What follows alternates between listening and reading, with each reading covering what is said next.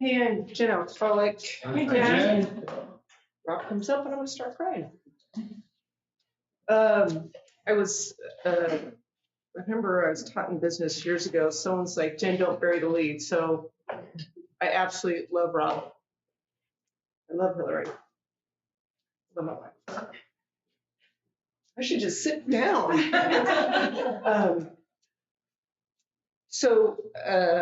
I want to give you a little bit of background. So the way things work in life just still amaze me. And that's the amazing part, that I can still wake up and go, I know this stuff, and go, right. So when Hillary was trying to find a way to get back into the program, and there was a day that Hillary literally, I've told this to Hillary many times, I remember Hillary's like, I'm baffled, I can't stop drinking. I remember when Hillary said that, literally used the word baffled. And I was driving down the 5, and I was getting downloads, as you know, I get them in the shower and in the car. So glamorous. And so I called up and left some long freaking voicemail to Hillary about what she should do. I get off that voicemail and I get this, like, I call them nudges. Take Hillary through the steps in a week. I'm in the car by myself. I go, excuse me? Kind of like, WTF? I leave a message for Hillary and I'm like, Hillary, I'll take you through the steps in a week. Hillary said yes. I had no idea. I've never done this before. It's changed me. Hillary is a friend. I learned so much from Hillary. I really do.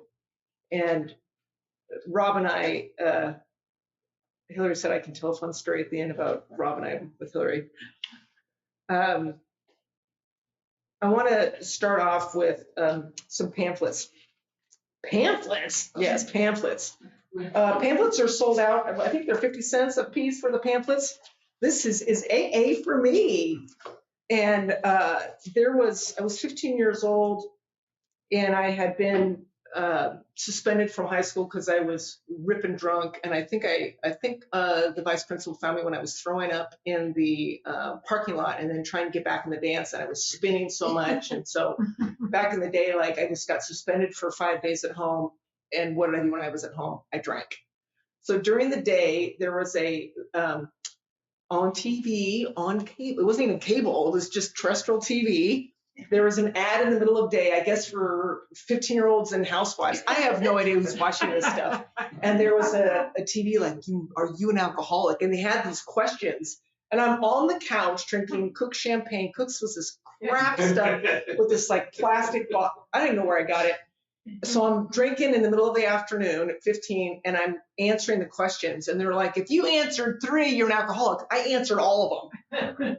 So there's a pamphlet with questions. This one's great because they even have illustrations that are so old-timey. I mean, these are ridiculous. So here's a couple of them. This is me qualifying. Here's a question that says, and they have a little box, like when you're in school, check yes or check no. And this one's then, do you ever need a drink to get going in the morning? Yes. I was a daily drinker in high school. I was having, my mom would leave to work. My mom was divorced, and I was having sunrise parties at my house. I grew up in Northern California, 15 years old, and people were coming over, and we were making vodka Collins. So that's vodka and Collins mix. And so we used to go out to Berkeley, me and my other drunk friends. We'd go out to Berkeley, and they would sell us anything we wanted.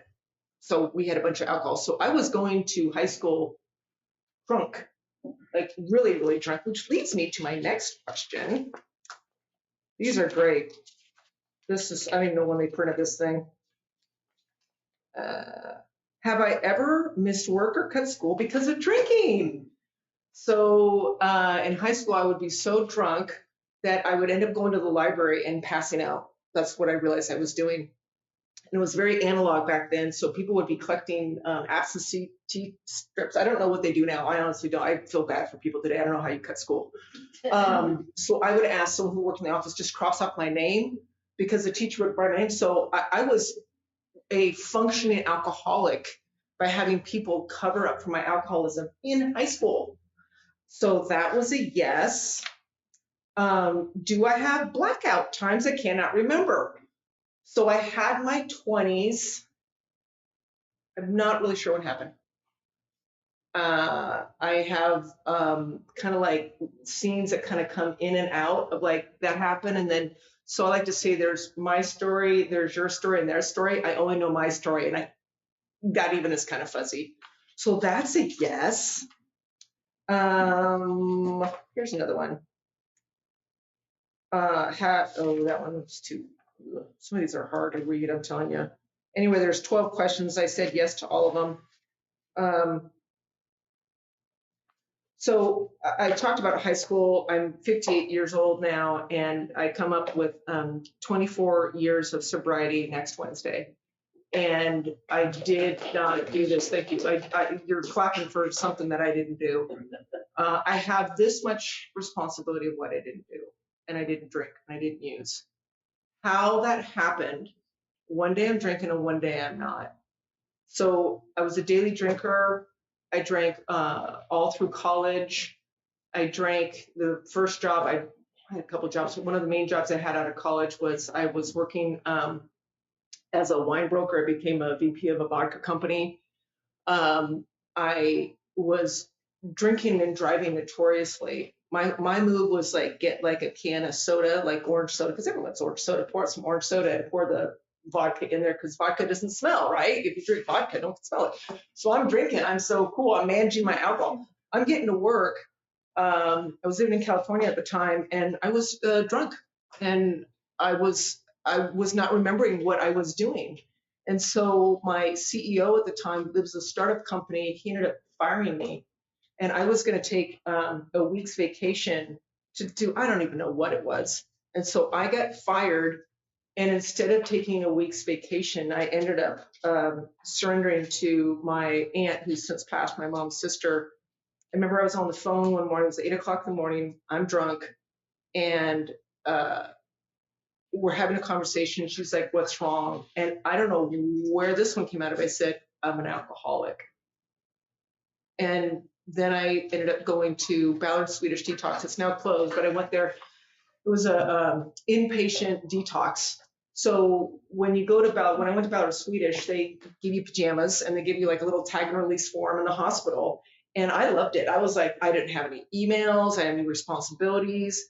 My mom ended up paying $10,000 for me to go there. I didn't even know where my money was. I have no idea what was going on. And I had been fired from my job.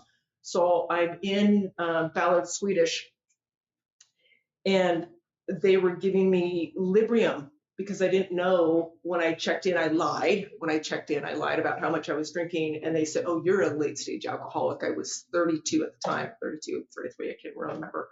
I do know when I went to detox, I was, a friend of mine drove me, and it's like 8 o'clock in the morning. I had vodka Collins on the rocks, driving to detox. And I had a bag full of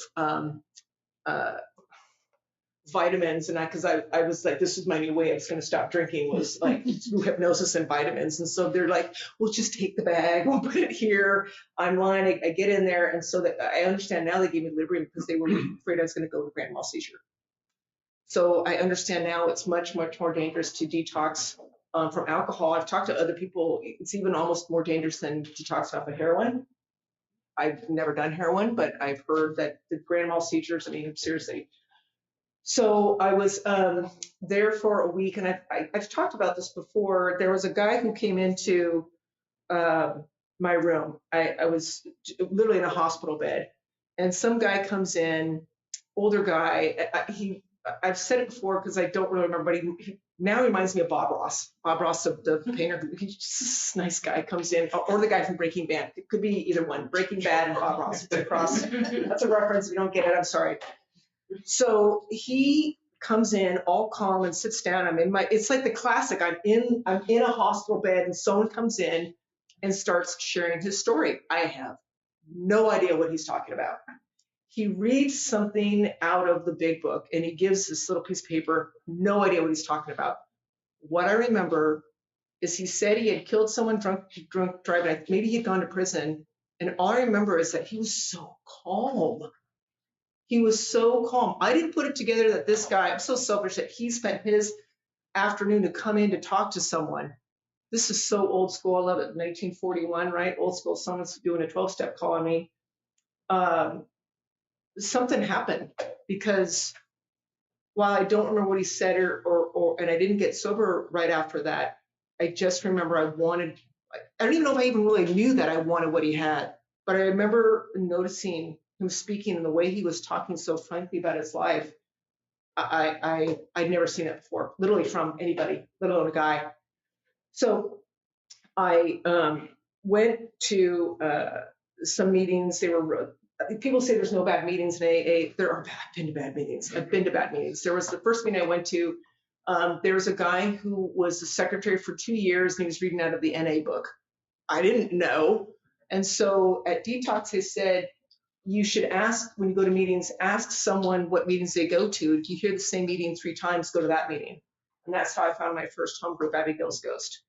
And so in Abigail's Ghost, there was a bunch of things being said. And now I want to read out of my next pamphlet because I didn't understand what anybody was talking about. And as my grant sponsor has told me, Rob, you have to correct me if I'm right about this one, either on page 52 or on page 62. Page 52 is the problem. Page 62, which is right in the middle of step 3, is the solution. So I wasn't coming here for like a solution the way that the big book talks about. I was going there begrudgingly because I wanted to stop. I didn't want to stop drinking, but I wanted to stop drinking. And so here's another pamphlet, Many Paths to Spirituality. AA, A Kinship of Common Suffering. This is the first paragraph. And this is from Bill Wilson. He wrote this in the AA Grapevine in July 1965. Newcomers are approaching AA at the rate of tens of thousands yearly. God, that was in 65. They represent almost every belief and attitude imaginable. We have atheists and agnostics. We have people of nearly every race, culture, and religion. In AA, we are supposed to be bound together in the kinship of a common suffering. Consequently, the full individual liberty to practice any creed or principle or therapy, whatever, should be a first consideration for all of us. Let us not, therefore, pressure anyone with our individual or even our collective views. Let us instead accord each other the respect and love that is due to every human being as they try to make their way toward the light. Let us always try to be inclusive rather than exclusive. Let us remember that each alcoholic among us is a member of AA so long as they so declare. Wow. Like, that's what meetings, as I'm saying this right now, I'm feeling that's what I like my home group to start off our meeting with, because that invites everybody in. So what happens next is that I'm in AA and they're reading the book and I'm doing the steps, and my first sponsor told me somewhere in early sobriety, said, be careful what you say, it might be God speaking. I've said that before from a podium at a church, and I had a priest almost fall off his chair. He's like, oh my God. He's like, can I use that? I'm like, yeah, I don't care. So what does that mean? Even when I said it, I like what Hillary was talking about. I probably had a bit of like, that's a good line. I'll use that line, and not really understanding what I was saying. Be careful what I might be saying. It might be my higher power speaking. And now I know what that feels like. I get these little nudges or tingles. And I kind of follow that line. There's sort of like what I wrote down I was going to say, and then I just kind of follow the path of where that goes. And so on 52, it's in We Agnostics, we're talking about the problem. I think it's the third paragraph. We had to ask ourselves why we shouldn't apply our human problems to the same readiness to change our point of view. We were having trouble with personal relationships. We couldn't control our emotional natures. I'll put it in me. I was prey to misery and depression. I couldn't make a living. I had a feeling of uselessness. I was full of fear. I was unhappy. I couldn't be of any real help to other people. Was not a basic solution of these bedevilments more important than whether I should see newsreels of lunar flight? I'm here to tell you I've experienced that again after 20 years of sobriety. I related what Hillary said quite a bit in that I started believing my own BS. And that is a slippery slope because I don't see it coming because it's very quiet. It's not, I feel like drinking or using, it's not fit. but there are quiet ways that I start taking credit, or I can figure it out, or, I'm not going to let anybody know what's really going on. I'm going to fix it all, and then I'll let you know what's going on. That is a very, very dangerous slope. I remember I was 15 years in sobriety as in general service. It was at a area assembly. I think most people in this room probably know what I'm talking about for general service. It's in October. Everything was up in Linwood, and we were in some breakout meeting. And there's a guy who shared, and he said, I've got like 15 years sobriety, and he started giving his service resume, and he's like, I'm dying inside. He's like, I am doing all the outside stuff of AA. It reminds me very much what Hillary was talking about. And he's like, I'm not telling you what's going on. He goes, I am dying inside, and I'm really scared I'm going to drink today. And no one that I remember responded to him. Maybe they did. It felt like he was giving me an ace up my sleeve. And I've thought about that in the last couple of years, because what he gave me is that if I'm not rigorously honest every day saying, I don't know, I've got to live in the I don't knows, and then the answers will come. So when I look at page 62, look at me with all my little marks. My first sponsor would roll my eyes, because I'm going to read something that when I first read it, I was like, oh no, we are not going there. You can just forget that nonsense. So 61 and how it works. Our actor is self-centered, egocentric, and as people like to call it nowadays. This is when I love, they talk about the person who gets sober, and there's a big tornado. He goes, hey, Ma, look at the wind stopped blowing. It's so alcoholic. I get it now. Like, hey, look at it. I'm not crashing my car. I'm not drinking and driving. Like, yeah, welcome to everybody else, So this is for Erin. So on 62, so our troubles, we think, are basically of our own making. They arise out of ourselves. And the alcoholic is an extreme example of self-will run riot, though they usually don't think so. Above everything, we alcoholics must be rid of the selfishness. We must, or it kills us. God makes that possible. I'm going to change that to me. God within, or higher power within, these are my words, makes that possible. And there often seems no way entirely of getting rid of self without a higher power's aid. Many of us, or I had moral and philosophical convictions galore, but I could not live up to them, even though I would have liked to. Neither could I reduce my self-centeredness by wishing or trying on my own power. I had to have something else's help. I had to have God's help. And I'm not talking dude in the sky. I'm not talking about anyone's beliefs. I'm just saying there's a great line. I remember it early in sobriety. It just says God is. Like, either God is or God isn't. So if God is, and if I'm going to go all in on this, then that means I am. That means we are. And the problem that I ran into in early sobriety, or before I got sober, and then also when I hit 20 years, so I'm coming up on 24, is that I started living in a separate life. I didn't realize I was doing that. I was doing my prayer, I was doing my meditation, I was getting guidance, and then I was making decisions about which one I would do or which one I wouldn't, or how I would based on what I wanted. That's not the deal. I was giving, as they say in the book, the keys to the kingdom when I first got sober. I got married. I had an incredible job. We had a family. Like, all these wonderful things were happening and blossoming. At some point, I got it. No, I don't got it. 63. When I sincerely took such a position, meaning when I sincerely humbled myself, because I got hit with a humble stick big time from within, because I was chasing things that I hadn't been guided to go chase. I want this job. I want this money. I want whatever these things for me. It even says I'm not praying rightly. I'm praying for myself. I'm asking for myself. I'm helping others, but it's making me feel good in a way that is more pompous than it is loving and caring. So when I sincerely took a position, all sorts of remarkable things happened. I had a new employer being all powerful. God within provided what I needed if I kept close to God and performed God's work well. Established on such a footing, I became less and less interested in myself and my little plans and designs. And more I became interested in seeing what I could contribute to life. as I felt new power flow in, as I enjoyed peace of mind, as I discovered I could face life successfully, as I became conscious of a God within His presence, I began to lose my fear of today, tomorrow, and the hereafter, and I was reborn. That has happened again.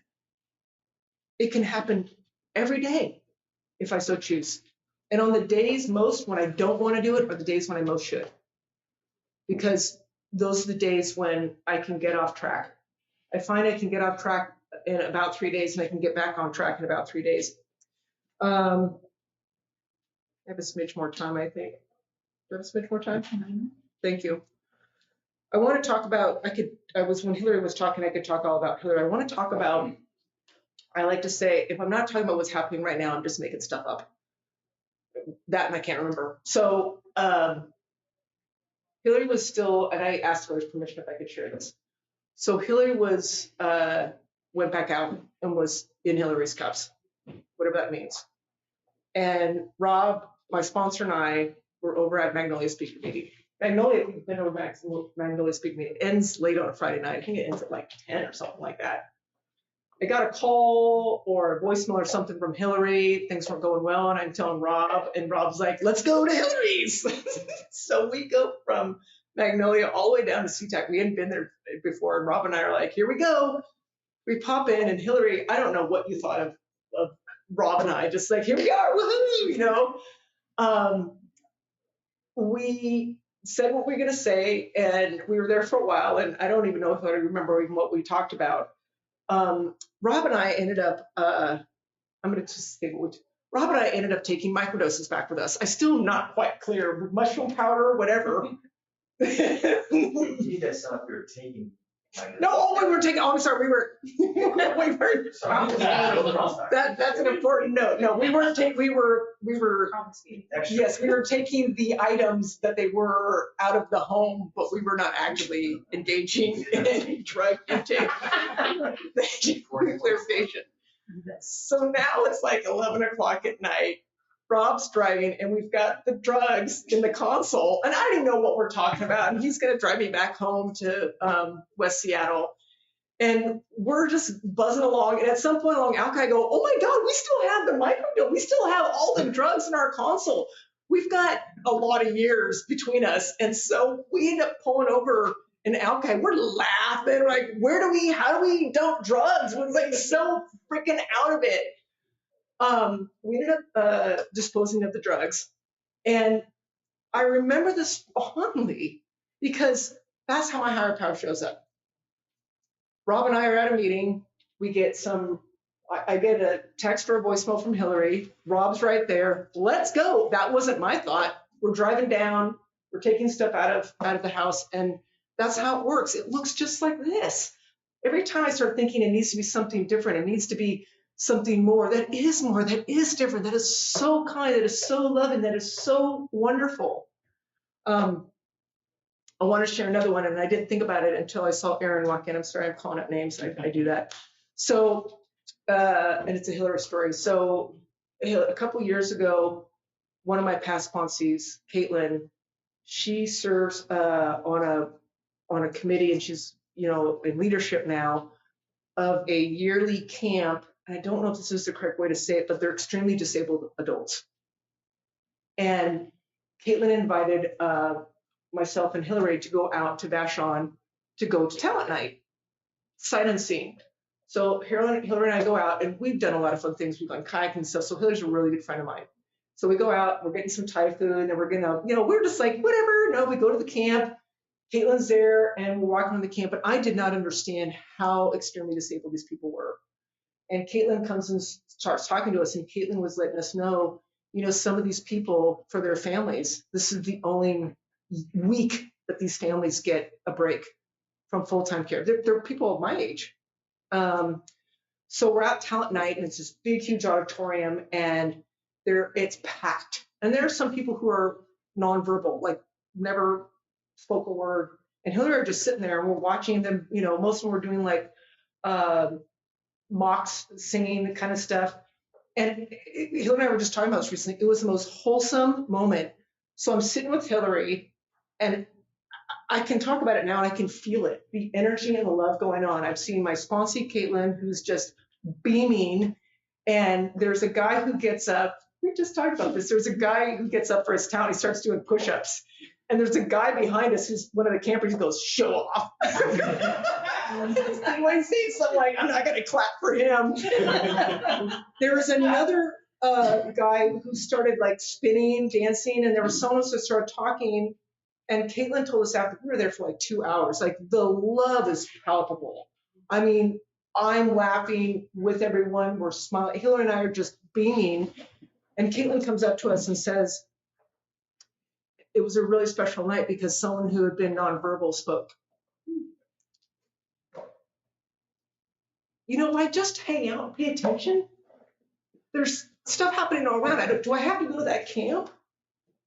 I can just talk about the camp and I can feel it. I honestly believe that as I talk about this, maybe you can feel it. Is that how the world gets changed? You bet. That's what I believe. Because there's something so amazing going on that if I just allow myself, it comes through AA. That's why I go deeper and deeper. People go, why do you still keep going to AA? Because there's something here that feels so magical that then I can be a part of my life everywhere. Because AA is not this problem. It's all of my life. The common denominator of my life is me. It's you. So if I can take some of you, this is what I was saying. I was thinking about this the other day. If I can feel the spark in me, then I can feel the spark in you, and then it becomes a weed program all over again. And that is the joy. One day I was drinking, one day I'm not. That is not why I'm here today. I'm here because I love you, I love myself, and I appreciate you asking. So, Jen.